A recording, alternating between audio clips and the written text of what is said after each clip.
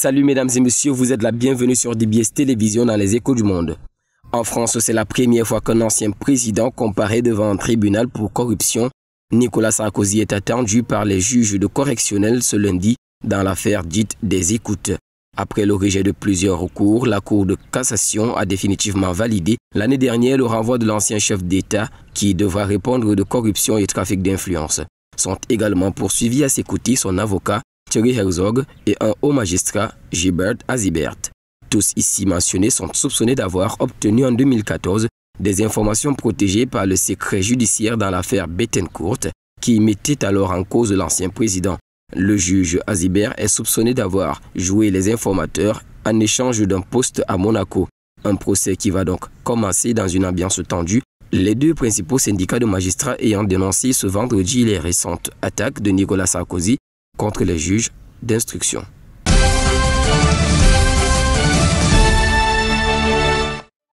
Au sujet de l'Arabie Saoudite, sous la présidence de l'Émirat, un sommet virtuel du G20 s'est ouvert ce samedi 21 novembre 2020. La particularité de ce sommet est d'abord qu'il est réuni sous format virtuel pour cause de pandémie, mais aussi c'est la première fois qu'un pays arabe accueille un sommet des représentants des principaux pays riches et émergents. Ce rendez-vous de 2 jours intervient également alors que le G20 est critiqué pour sa réponse face à la récession mondiale. Pas de cérémonie d'ouverture en grande pompe, ni d'occasion de conclure des engagements bilatéraux. Le sommet est réduit cette année à de brèves sessions en ligne qualifiées par des observateurs de diplomatie numérique. La pandémie de Covid-19 qui a infecté plus de 55 millions de personnes et en a tué plus de 1,3 million à travers le monde sera le principal sujet abordé lors du sommet présidé par le roi saoudien Salman. Plusieurs appels adressés au G20 pour aider notamment l'Organisation mondiale de la santé ont été lancés après la multiplication d'annonces prometteuses pour la commercialisation des vaccins tant attendus.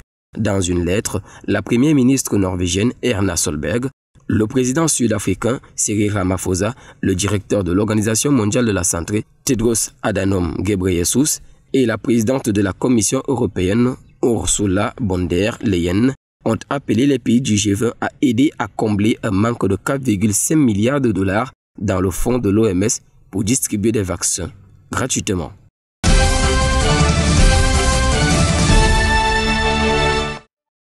Au sujet du Haut-Karabakh, des troupes de l'Azerbaïdjan ont pris possession du district d'Agdam le vendredi 20 novembre 2020 et c'est le premier des 3 territoires retrocédés à Bakou selon l'accord de cessez-le-feu sur le Haut-Karabakh. D'ici le 1er décembre prochain, les forces de Bakou vont également récupérer des districts de Kalbachar et de Latine. Ces régions conquises il y a 30 ans par l'Arménie lors d'un précédent conflit constituaient un glacis de sécurité pour le Haut-Karabakh. La République autoproclamée continue néanmoins d'exister, même si elle a subi d'importantes pertes territoriales. L'accord négocié sous l'égide de Moscou et qui a mis fin à 6 semaines de combat prévoit également le déploiement de 2000 forces de maintien de paix russes. En revanche, il ne mentionne pas la reprise des négociations sur le statut de la région, une question qui empoisonne les relations entre les deux pays voisins depuis des décennies. En Arménie, cet accord est vécu comme une cuisante défaite. L'opposition réclame la démission du Premier ministre Nikol Pashinyan. Ce dernier exclut tout départ. Il vient d'ailleurs, en revanche, de remplacer son ministre de la Défense.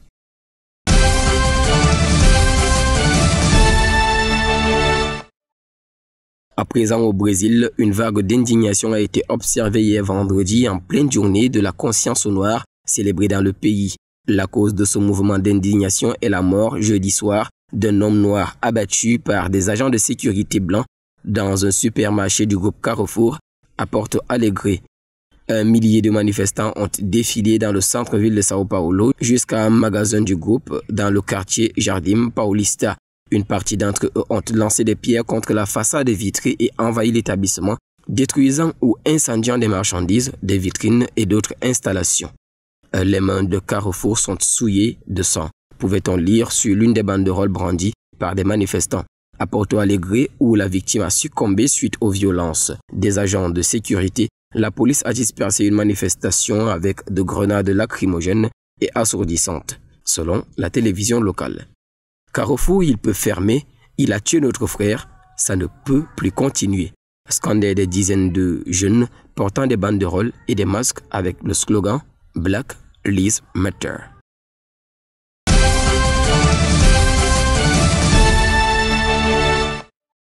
Et pour finir, en Hongrie, on compte dans le pays environ 15 100 domiciles fixes, dont au moins un tiers d'entre eux dort dans la rue.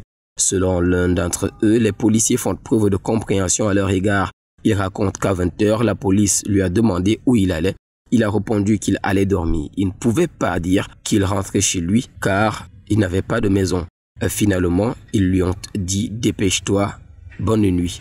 De nombreuses institutions leur viennent en aide, dont un centre social de Budapest qui accueille chaque jour des centaines de personnes. Dans un contexte marqué par le Covid, le directeur de ce centre, Gergely Zakar, précise que des tests sont régulièrement menés. Les locaux sont régulièrement désinfectés et le centre a également dû s'agrandir pour respecter une certaine distanciation sociale. Messieurs et dames, c'est sur cette note d'actualité que nous mettons thème à cette 6e édition des Échos du Monde de la semaine sur DBS Télévision. En compagnie de nos programmes, nous vous souhaitons non seulement de passer une agréable soirée, mais également un merveilleux week-end.